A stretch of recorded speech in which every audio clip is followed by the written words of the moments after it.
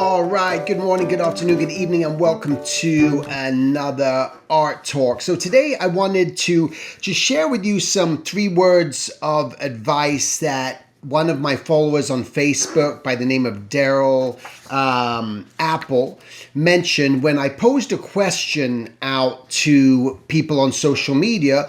What do you do to make money as an artist? And I think that's a big question, and I think it's important for people to answer that. And I read many comments, and people even said, thank you for posting this because it gave me an idea of what to do. And that's really what it all comes down to, is the constant research, the constant keeping your eyes open, the constant showing up. These are part of the qualifications that are going to be so necessary for you to start just hearing about things that are going to guide you to where it is that you want to go. Eventually, you're going to find your voice. There is no magic secret formula, so to speak, of pixie dust, right? There's nothing that you can just, I'm going to sign up for this one account and all of a sudden I'm going to have all this work coming my way. It's just not reality. It's just not true. It's that constant search. It just doesn't end. And I think if you're aware of that or know what you're getting into, this is just part of the journey.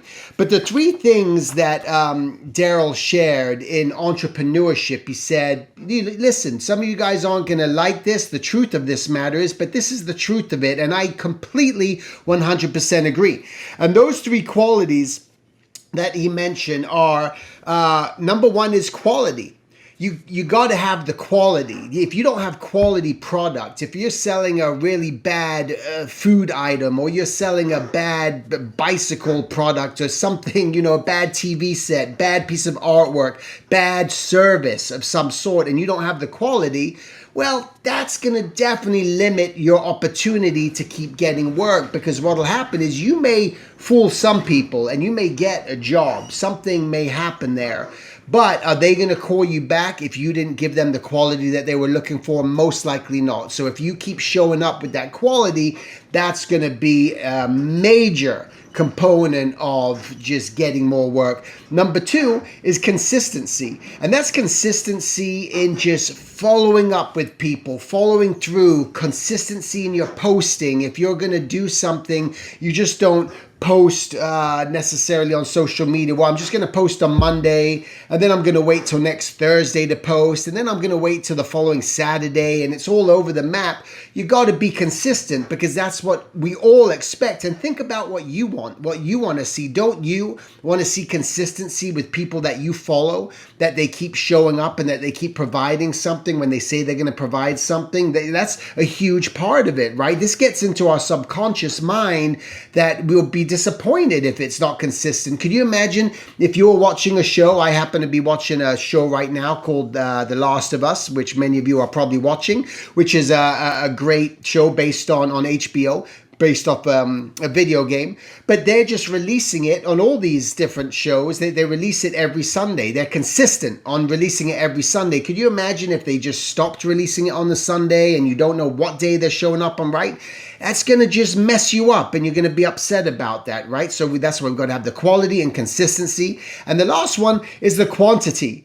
It's just putting out the sheer amount of volume and constantly putting stuff out there, and you constantly working on the quantity of drawings that you're doing all the time, and not being consistent about that. I'm just going to draw for 20 minutes today, and then I'm going to wait till next week and I'll draw for 5 minutes, right? You got to be consistent with that. So the more we start to think about these 3 attributes, which I think are just brilliantly sort of put into play here, is that can be a guiding force for us. That could be an area that we can look at these 3 areas and start to reflect and say, what's missing? What am I not doing? Am I missing on the quality? Am I missing on consistency? Am I missing on quantity? And you may say to yourself, but Stephen, I am doing all 3 of these things all the time. Yeah, and I say, yeah, okay, fine. But just the time hasn't come yet. And how long have you been doing it for? Have you been doing it for 2 months, 4 months, 6 months, a year, 2 years? How long have you been doing it? I've been doing what I've been doing for probably about 15 years. It's a long time, and it's been one of those journeys where eventually you look back and you start to realize, wow, time flies. You start to go, my God, I've been in this industry for that long. I've been doing this for that long. I started publishing that long ago. I was doing this. I was in the game. I think the most important thing that an artist can do for themselves is you have to have an entrepreneurial spirit. You have to be thinking outside the box in today's day and age. You just have to. I don't see any other way around it. I don't feel that you can count or rely on just one studio and one place to be your bread and butter and hire you, because jobs come and go. Layoffs happen. Things go wrong, okay? And when we're just relying on other people all the time, it makes it a lot harder. But if we start to create our own avenue and realize, there's millions of artists, but there's not millions of ultra successful, quality driven artists. There really aren't when you put into the scheme of things. There's a lot of people making a living at their art, but are there really that top notch? No. And you go, okay, great, that's fine. So I don't have to be one of those top tier artists in order to make a living, because you got the millions of artists who are making a living doing stuff that they found a niche for, right? They may say, I just love drawing, painting pets. I love doing pet portraits. They've created businesses around that, not around other artists, having artists buying other artists' things, where typically that happens a lot, artists buying from other artists, but they're selling to the general public. The general public, who there's billions of them, millions of them. These people cannot draw. They will rely on an artist. They do want things. They all have artwork hanging up at their homes. Every single person has artwork hanging on their walls, whether it's a print or it's something they picked up at some Target store or something else, a painting, right? So that's an avenue that you could potentially move into the licensing, into that avenue. You could start selling yourself as, I'm the portrait artist. I do portraits of families, maybe. That's something you do. Thousands and millions of people do that.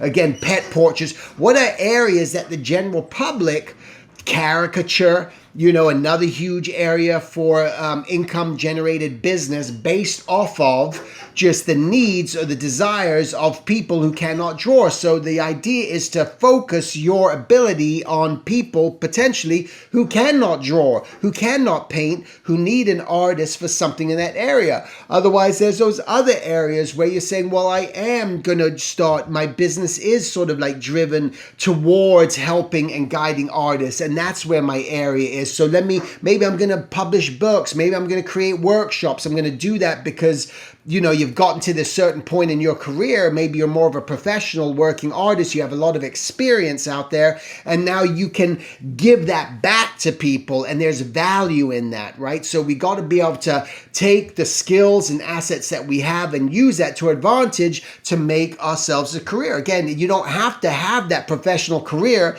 and all of a sudden to create something that the general Jane and John and Joe, and Jane, what do they call it? Jane and Joe, or John and Jane, I don't know, generic names, right? Just everyday people that they just want something, they need something, and you got to find that niche. And again, look at when you get into tattoo artists, people who do that and decide that's what they want to do, they move into that area. There's a lot of different areas, but of course we got to have the quality. That's the one thing to aim for, because if we truly can aim and achieve quality, what'll happen is that success, that desire from other people wanting you will be there, and things get easier. Does it run dry? Absolutely. There's moments where there's nothing happening out there. You go, but I got the quality. I'm doing the stuff. I don't get it. But again, are you just doing all this from your home? Are you just sitting behind a computer screen doing all this? Or are you getting out there? Are you showing up? Are you going to conventions?